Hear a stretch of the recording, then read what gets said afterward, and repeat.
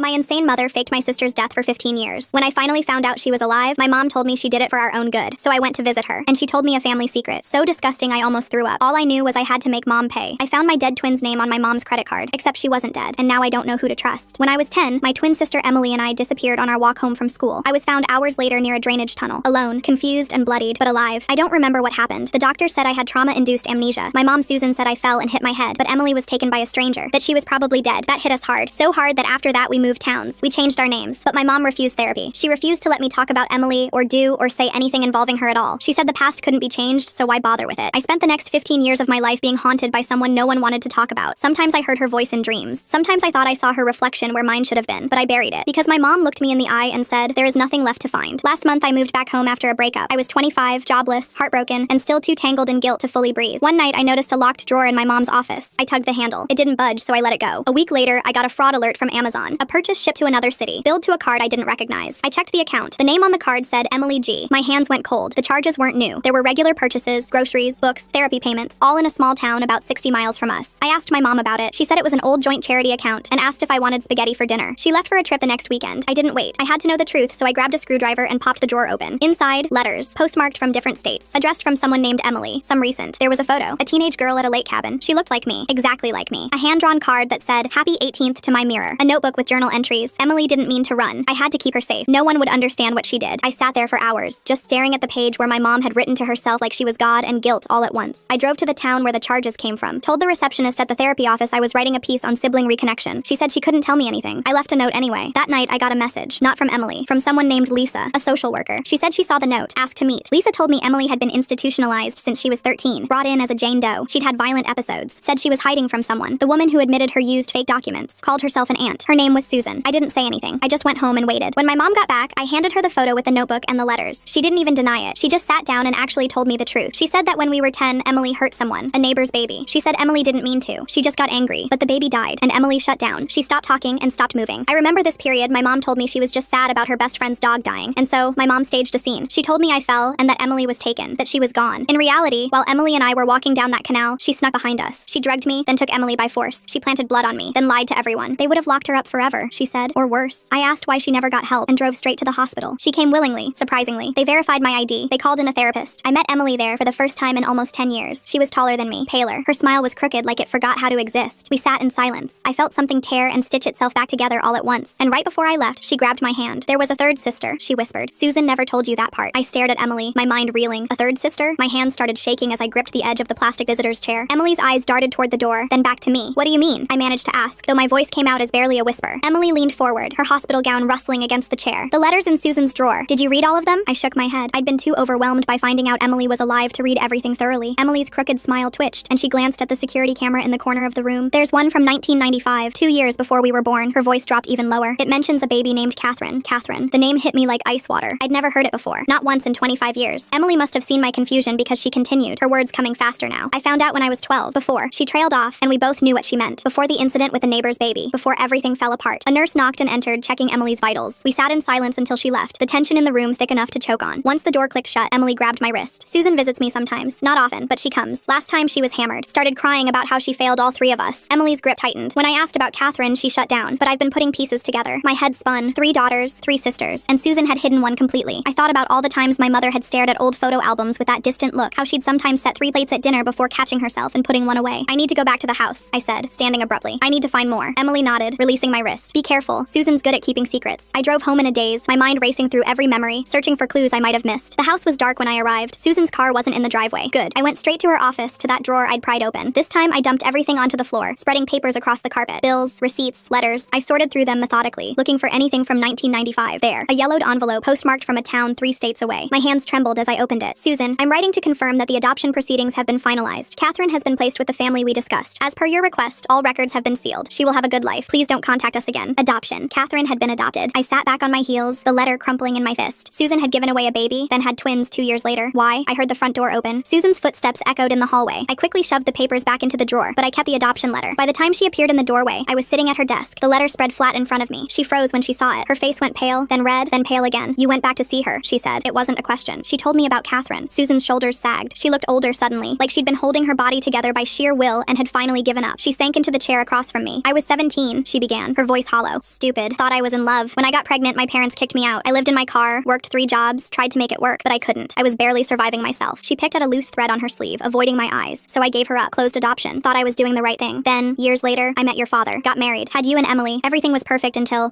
Emily hurt that baby. I finished. Susan flinched. When that happened, when I saw what Emily was capable of, I kept thinking about Catherine. What if she'd inherited something? What if I'd passed on some kind of darkness? I started looking for her just to check, just to make sure she was okay. Did you find her? Susan nodded slowly. She was 13, living in foster care. Her adoptive parents had died in a car accident when she was 8. She'd been bounced around ever since. My stomach churned. Our sister, alone in the system while we lived in our comfortable house, oblivious to her existence. I tried to get custody, Susan continued, but the courts wouldn't hear it. Closed adoption meant closed. I hired lawyers, spent everything we had saved. Your father left because of it. Said I was obsessed, that I needed to let it go. I remembered when Dad left. I was 7. Susan had told us he'd found someone else, but now I wondered if that was just another lie. So you kept trying, I prompted. I kept trying. And then Emily did what she did. And I realized I couldn't handle 2 daughters, let alone 3, especially not with Emily's issues. So I made a choice. I protected Emily the only way I knew how, and I stopped looking for Catherine. The room fell silent. I stared at the adoption letter, trying to process everything. 3 sisters. 1 given away, 1 hidden away. 1 left to live with the guilt of it all. Where is she now? I asked finally. Susan shook her head. I don't know. The last information I had was from 10 years ago. She aged out of foster care. Could be anywhere. I stood up, pocketing the letter. I'm going to find her. Don't. Susan's voice was sharp. Leave it alone. You don't understand what you're getting into. I understand that I have another sister out there who probably thinks she has no family. I understand that you've been lying to me my entire life. I understand that Emily's been locked up for 15 years while you played God with all our lives. Susan's face crumpled. I was trying to protect you all. No, I said, heading for the door. You were trying to protect yourself. I spent the next week diving into public records, social media, anywhere I could search for Catherine. The adoption letter had mentioned the agency name. I called them, but they wouldn't give me any information. Closed adoptions were ironclad, but I didn't give up. I hired a private investigator with the last of my savings. It took him 3 days to find her. Catherine Morrison, 27 years old, living 2 hours away in the city, working as a social worker, of all things. The irony wasn't lost on me. The investigator had included a photo from her LinkedIn profile. She had Susan's nose, Emily's sharp cheekbones, my dark hair. I drove to her office building and waited in the parking lot, my hands gripping the steering wheel. What would I even say? Hi, I'm your sister, surprise. It sounded insane even in my head, but I'd come this far. I couldn't turn back now. I was still gathering my courage when she walked out of the building. She moved with purpose, checking her phone as she headed toward a blue Honda. I got out of my car before I could lose my nerve. Catherine? She looked up, and I saw the moment recognition flickered in her eyes. Not recognition of me specifically, but of something familiar. Her face. My face. Our face. Yes? Her voice was cautious. My name is... I paused, realizing I'd been about to give my fake name, the one Susan made me use after we moved. My real name is Sarah. Sarah Grant. I think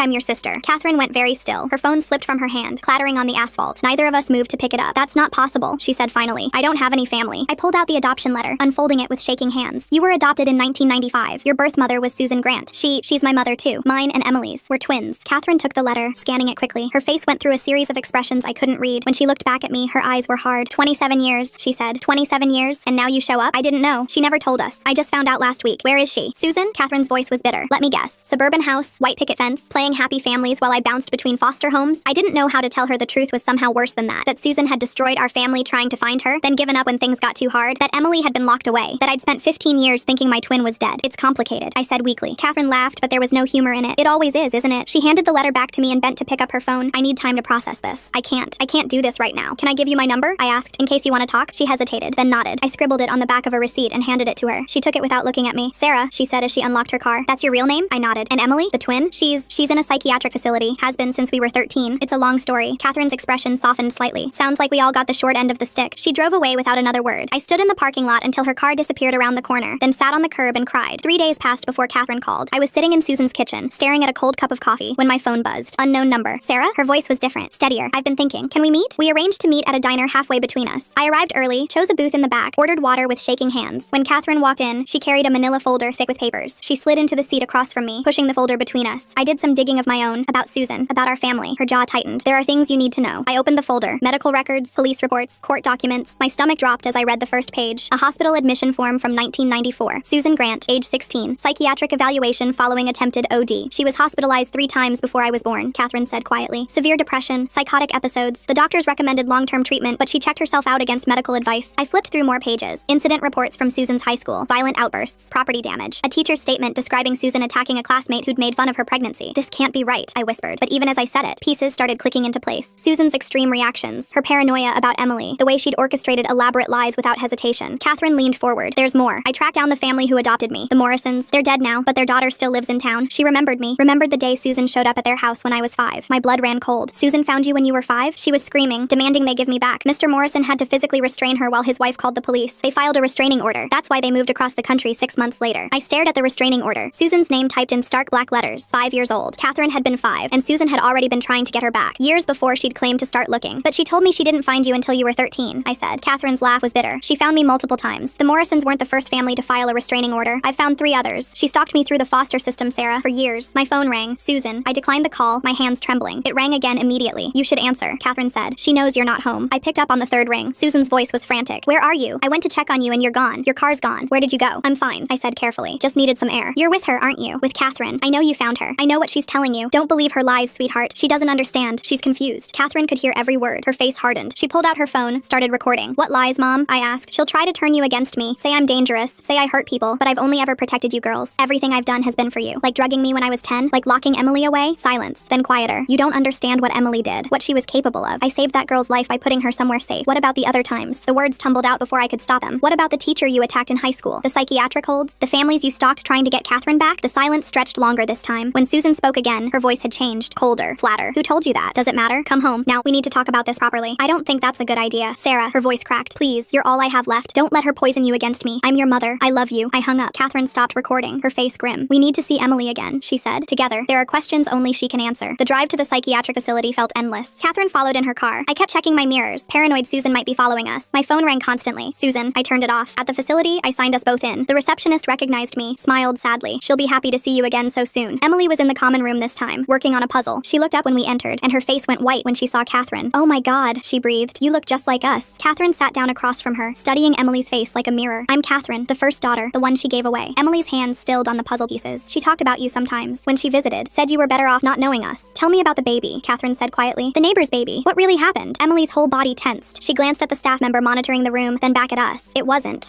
what Susan told everyone. My heart hammered against my ribs. What do you mean? The baby was already sick, Emily whispered. The parents knew. They were taking her to the hospital. I was babysitting while they packed a bag. The baby had a seizure. I tried to help, but I didn't know what to do. She died in my arms. The room spun. But Susan said you hurt her. Said you got angry. Emily's laugh was hollow. Susan needed a reason. A story that would make sense. Who would believe a 10-year-old about a medical emergency? She said if I told the truth, they'd think I was lying. Said they'd take us both away. So she made you the villain, Catherine said softly. Made everyone believe you were dangerous. She was protecting me, Emily said. But even she didn't sound convinced anymore. She said it was the only way. I thought about the medical records Catherine had shown me. Susan's history of violence. Her psychiatric episodes. A horrible thought crept into my mind. Emily, I said slowly, did Susan ever hurt you before the baby died? Emily's silence was answer enough. Catherine pulled out her phone, showed Emily the documents she'd found. As Emily read, tears started rolling down her cheeks. She used to lock me in the closet when I misbehaved, Emily said finally. Said it was for my own good. Said I had too much energy, too much anger, just like her. She was projecting, Catherine said, making you believe you were the problem when it was her all along. My phone, even turned off, somehow buzzed with an emergency alert. I powered it on to check. 17 missed calls, 43 texts. The last one made my blood freeze. I'm at Catherine's apartment. We need to talk. All of us, like a family. Catherine's face went pale when I showed her. How does she know where I live? She's been watching you, Emily said quietly. She never stopped. She told me once that she keeps tabs on you. For your own safety, she said. Catherine stood abruptly. I need to go. I have a roommate. If Susan's there, we'll come with you, I said.